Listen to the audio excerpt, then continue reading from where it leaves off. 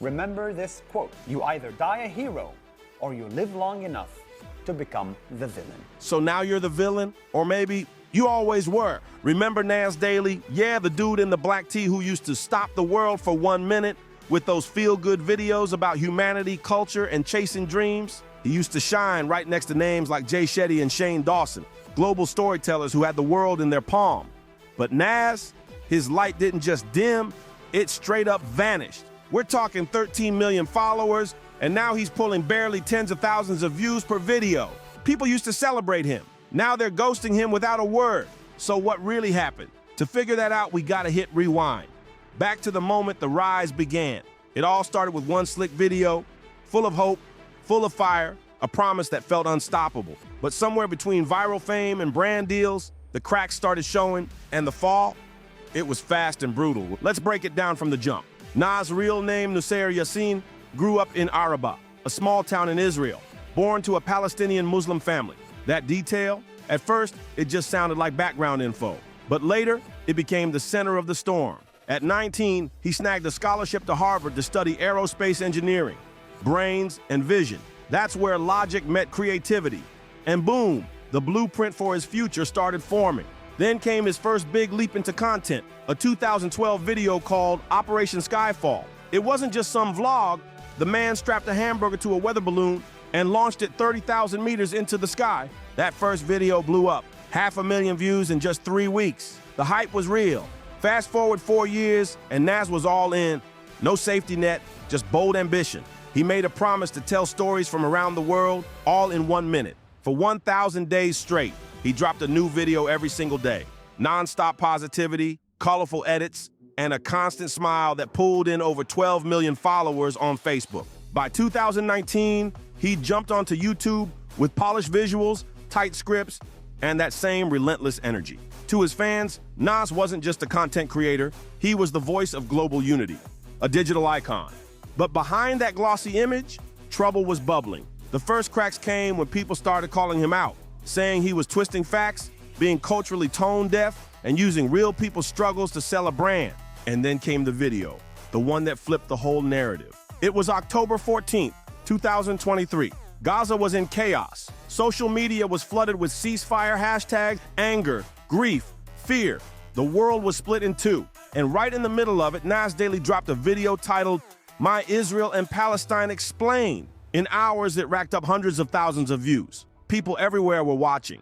This was personal. A man born to a Palestinian Muslim family, raised in Israel.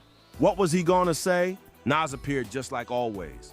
Soft smile, kind voice, steady delivery. He spoke about peace, about understanding, about listening to both sides. But this time, that calm voice felt off. People didn't want balance. They wanted truth, pain, raw honesty. Instead, Nas was standing at the edge of a wildfire with a cup of water hoping to play mediator. When people are hurting, they don't want middle ground. They don't need some soft-spoken middleman trying to play both sides. They want truth. They want someone to stand for something. But Nas, in trying to please everyone, he lost everyone. One Vietnamese viewer dropped a heavy comment that hit deep. I know your point is kind, but I disagree with you. As a Vietnamese, I have been taught how my ancestors fought to protect the country. My country was invaded and colonized by China, France, Japan, USA.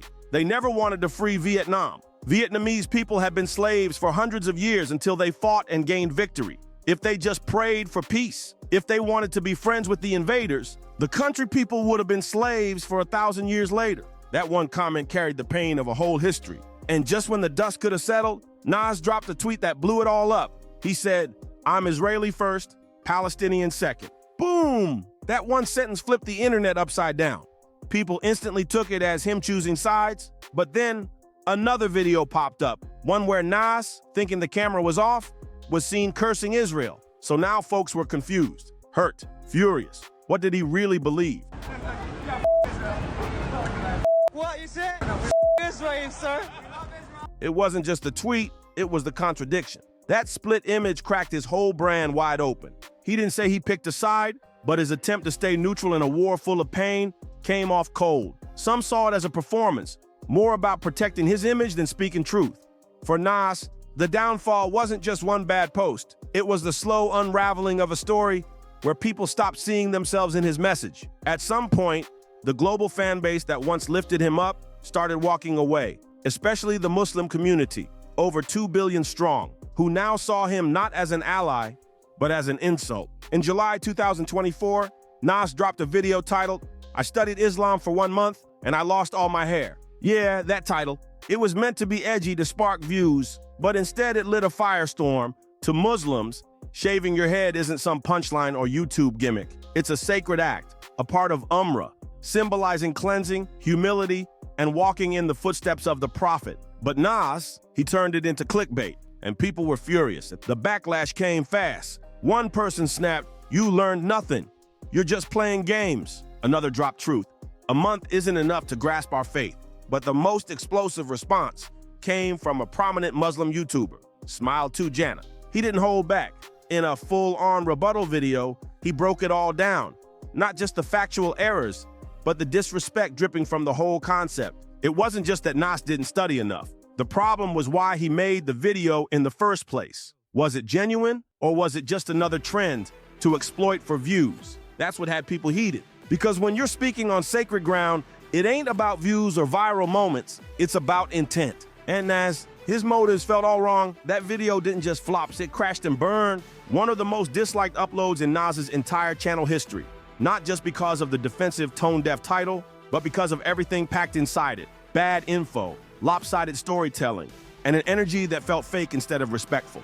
People weren't just disappointed, they felt disrespected. Here was a guy who once called himself a cultural bridge, now stepping across sacred lines without care, all for clicks. And if there's one lesson every creator needs to carve into their soul, faith is not a prop, and respect ain't something you trade for views. But here's the thing, this wasn't even the first time Nas pulled something like this. Before the Islam video sparked global backlash, he'd already ignited outrage in the Philippines. Back in July 2021, Nas uploaded a video titled, "World's Oldest Tattoo Artist." It introduced the world to Wang Od, a legendary 103-year-old woman living in the mountains of Kalinga. She was known for keeping alive an ancient tattooing tradition, using thorn needles, charcoal, and water to ink heritage into skin. The video blew up, 1.1 million views, thousands of likes. Viewers loved it. It was poetic. It felt like a rare gem, honoring an indigenous legend in a world drowning in noise. 1 minute, one elder, 1 million hearts inspired. But that high didn't last long. In the video's description, Nas made a bold claim. Wang Od was now teaching tattooing techniques through Nas Academy, his online education platform. There was even a sign-up link for viewers to learn directly from Wang Od herself. But then came the twist, and it hit hard. Wang Od's own granddaughter went public on Facebook and said, "Wang Od Academy is a scam. My grandmother did not sign any contract with Nas Daily. Some people are taking advantage of our culture. Please help us stop this disrespect to the legacy of Apo Wang Od and the But tribe." That's what her family cried out, and people listened. But Nas wasn't staying silent either. He clapped back fast, posting a video of Wang Od, 104 years old at the time, pressing her thumbprint on a document. To him, that was proof she agreed to the whole thing. In his words, "We approached Wang Od because we love her traditions, and we're inspired by her. We wanted to help preserve her culture for the future." He explained that they pitched the idea of a Wang Od Academy to her and the family, and that they were on board from day one. According to Nas, Wang Od herself would be teaching. Her trusted niece, Estella Angdao, was present for the entire thing, and she translated the full contract before Wang Od gave her thumbprint, which, he said, showed clear consent. Then came the real defense. "This is the clearest evidence this wasn't a scam," he said. He claimed the whole family got paid for their time, and for every course sold, the money mostly went straight to Wang Od and her people. "We just provided the tech and did the marketing."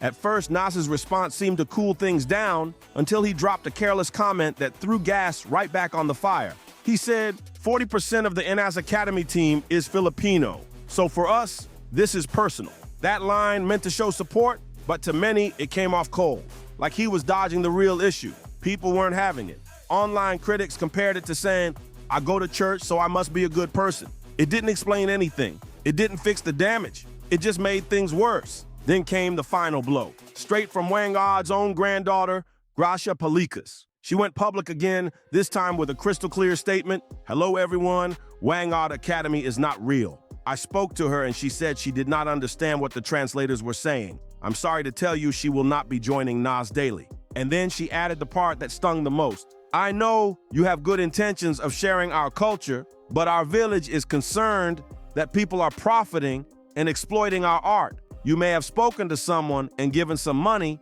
but Apo Wangod is not aware of your contract. That message hit hard. Within hours, the hashtag number Unfollow Nas Daily started trending. And in just 3 days, he lost over 500,000 followers on Facebook. Gone. Then it got even more serious. The National Commission on Indigenous Peoples, the official government agency in the Philippines that protects tribal rights, stepped in and launched a formal investigation. What they found made things worse. The ancient Kalinga tattooing tradition isn't just a personal practice, it's a collective cultural heritage. That means consent can't come from just one person. The whole community has to agree. Turns out, Nas Daily had no clue about the deep protocols that come with working with indigenous tribes in the Philippines, a major misstep for someone with over 50 million followers at the time. To clean up the mess, he sent a team directly to Wangod's village. They drafted a new contract that met the family's terms, and this time, it was handled with proper care. Credit where it's due, they made peace. Both sides came to an agreement, and the controversy was officially settled. It looked like Nas had finally learned his lesson, but then another storm hit. This time, another Filipino, Luis Mabulo, a young entrepreneur behind the Cacao Project, which promotes sustainable farming and fights deforestation. On August 5th, 2021, Louise dropped a scathing Facebook post about Nas's visit to her town, and what she described was straight-up disrespect. She claimed Nas mocked the local accent, calling it dumb, said Filipinos were poor, and trashed farmers for not making flashy content. Her exact words, he mimicked the Tagalog language, saying it sounded stupid. He kept emphasizing that my rural community is poor. No one cares about farmers or farms. It's not engaging content. She said he just wanted something easy to slap Philippines on, rack up millions of views and move on, without any real care for the people behind the story. It didn't take long for her post to go viral. And once again, the backlash was brutal. People were angry, disappointed, done, but Nas didn't stay quiet. He fired back, denying all allegations of discrimination, and then he hit back even harder, claiming the Cacao Project itself was fake. Nas didn't hold back. He fired shots saying, on paper, it's a nonprofit helping farmers, but in reality, it's for profit. It's exploiting them. In reality, it's a for-profit that exploits farmers. He claimed that when his team visited Louise's Cacao Project, there was no real story, no impact, just fancy awards slapped on for clout. Backing him up was Project Nightfall, a fellow YouTuber and close ally. He described Louise's personal farm as beautiful, healthy, and full of life, but said when they visited other sites under the same project, it was a whole different picture. What they saw? Rows of wilted trees, dried leaves, nothing thriving.